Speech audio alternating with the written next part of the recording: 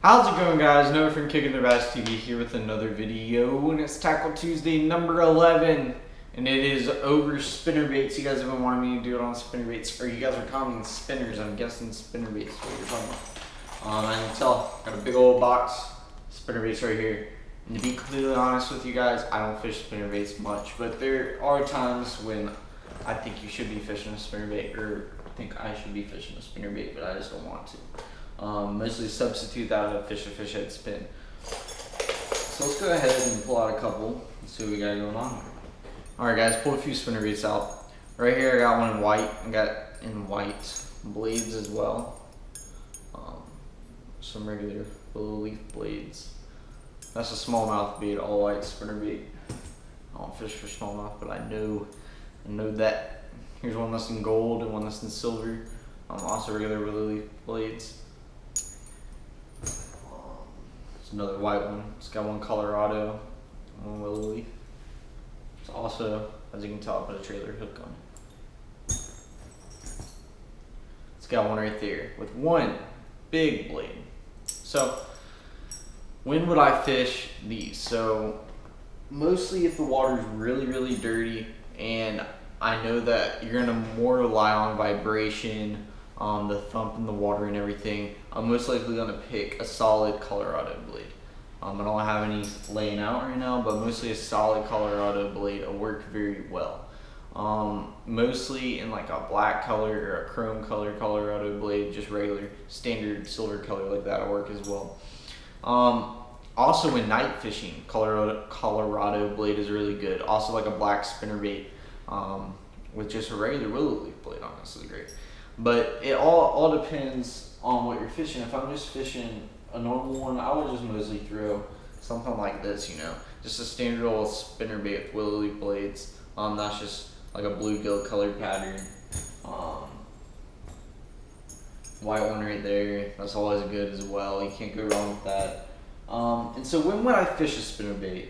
When, as in weather conditions. So if it's windy, I'll most likely go towards a spinnerbait. You know, I like to throw a spinnerbait in a lot of wind, not more just smooth. If the water is like gloss, if it's just smooth across, I most likely won't even touch a spinnerbait. I like running it on the bottom. That's another big key. I like running a spinnerbait on the bottom. If you got those wind blown points and stuff, it's really good. Like I said, I don't throw a spinnerbait as much anymore. I mostly fade to the fish head spin. But if you're fishing shallow water, it's most likely better to throw a spinnerbait. So I would throw it next to docks is great, next to grass, next to some blowdowns with those big largemouth and get them have a reaction bite when you run it past that blowdown. But really great on docks. If you guys have never tried that, go up to the docks, throw it along the edge of the docks and work it back to you. You'll get thumped really good. Catch some good fish on that as well. But mostly stay towards the wind. If it's windy, that's just a key for that spinnerbait. If it's windy, also like a jerkbait. You know, like a jerkbait you throw in the wind most of the time. It's better off in the wind. That's just how a spinnerbait is. It's good in the wind. When you have a lot of thump, especially in that dirty water, man, you're looking for that vibration. You're trying to get that fish's attraction. You're trying to antagonize that fish to bite. You're trying to get that fish to focus in on that bait. Because I mean, if you're fishing in chocolate milk water, most likely the fish isn't going to see the bait. So it's more relying on its instinct on that thump.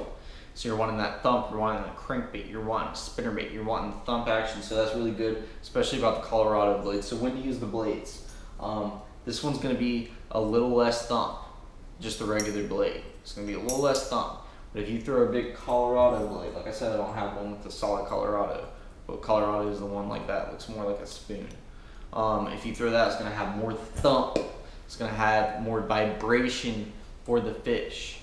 This is actually some we had custom. I just have them in this box. They're new, fairly new.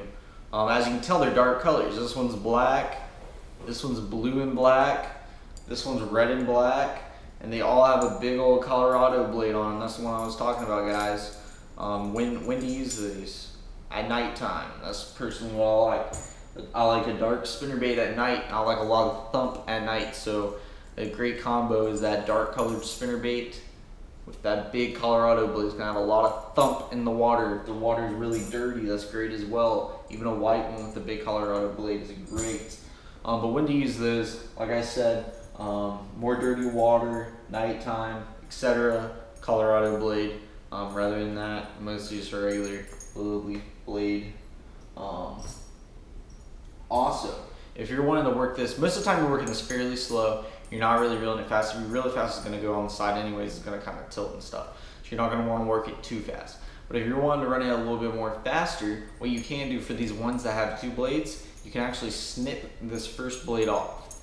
You can cut this off. What it's going to allow you to do is run this bait a little more faster. It's not going to have as much resistance pushing against the water because that first blade is going to be gone. So you're going to be able to reel it faster, and it's still going to keep its action. It's not going to have as much thump, but you are going to be able to run it much faster.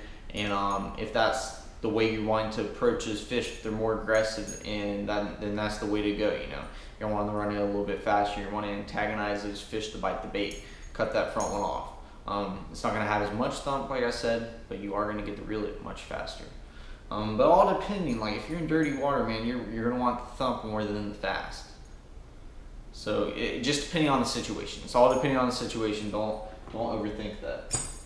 So that's spinnerbaits right there. So the rod and reel setup I would use a spinnerbait on is just the rod I'm using is a Legend Extreme by Synchro Rods. As you guys know, I love this rod.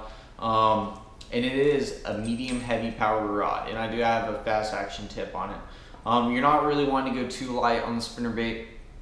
You can run a medium rod. I like something with a little bit of backbone. Like if you're on a medium heavy with a fast action tip, you're gonna have the tip that you want, and you're gonna have the backbone you want. So it's not gonna be a little tiny twinkle fairy wand. It's not gonna bend really crazy like a medium power fast action rod. It's gonna have a little bit of backbone, still gonna have that tip that you need. And you're not gonna wanna go too heavy like a heavy power rod, because then you're kind of got like a meat stick in your hand. You still want the accurate cast and everything, especially if you're fishing this up shallow. Because most of the time you're fishing spinnerbaits, it's going to be up shallow, in shallow water, by those docks, by those grass, by those trees, etc. And the reel I'm using is a Reba MGX 7:1 gear ratio reel. I have plenty of these. Just a standard 7:1 gear ratio reel works very well. And the pound line I have is 15-pound fluorocarbon. No mono. You don't want that crazy stretch. You don't want that floating line. And I want to run it on braid because I like see-through line. You know, fluorocarbon is great for spinnerbait. Also, another modification to the spinnerbait, as I have on this one, is as you can see, the hook right there, the little tiny hook. That is called a trailer hook, if you guys do not know. That one's actually called a stinger hook, to be specific about it. And why would I have that on? So say I'm running out deep, I'm not running it by too much structure, because if I'm running it by a lot of structure and that hook's just free swinging and everything, you're most likely going to get hung up too much.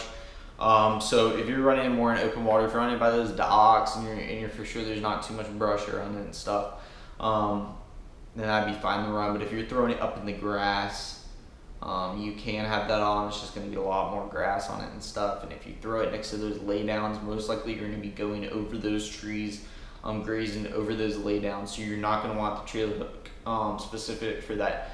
But the reason, I mean, most of the time you'll catch, sometimes those fish are just really finicky. And most of the time you'll just catch them on that trailer hook. It just depends. You can also put hooks on the spinners if you wanted to, but that's just gonna, like I said, increase your hookup ratio on trees and stuff like that, which you don't really want. But trailer hook's really good, especially if you're fishing a tournament. If you're going to be pretty much guaranteed to fish if he bites it, you know. Especially if you have one of those blades, they're going to get hooked up. But if you're by a lot of cover, just don't. I would ignore that. Don't even worry about it. So that's everything, guys. I hope you got some good tips out of this video. If you have any more questions about spinnerbaits, leave your comments below. I'll be sure to get back to you. It may take a while, but I will get back to you. So I hope you guys enjoyed Tackle Tuesday number 11. We're getting them double digits. And be sure to check out all the latest videos that are going to be uploading. Remember, Tuesday, Friday, and Sunday, and sometimes some videos in between. So be sure to check out the channel on those days for the new videos.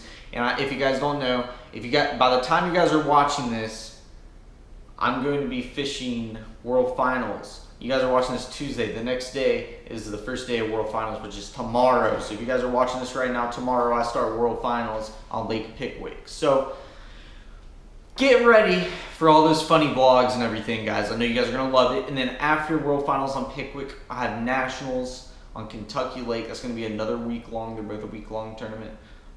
like for pre-fishing days and everything. So I'm gonna get tons of footage out to you guys. So I know you guys are gonna enjoy that. So stay tuned for all those videos, guys. Hope you guys got some good tips. Remember to leave a like and a comment below. See you guys next time.